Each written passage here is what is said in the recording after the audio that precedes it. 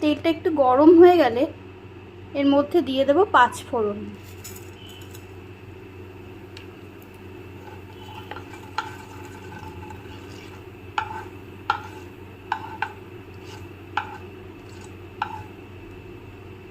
এদিকে 5 ফোড়নটা ভাজা হতে হতে আমি কলাটাকে মেখে নিয়েছি।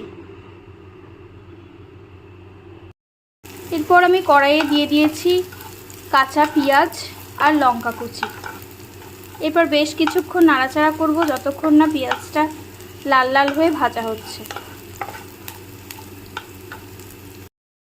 আমি এর মধ্যে একটা শুকনো লঙ্কা ভেঙে দিয়েছিলাম, এটা অপশনাল, আপনারা দিতেও পারেন নাও দিতে পারেন।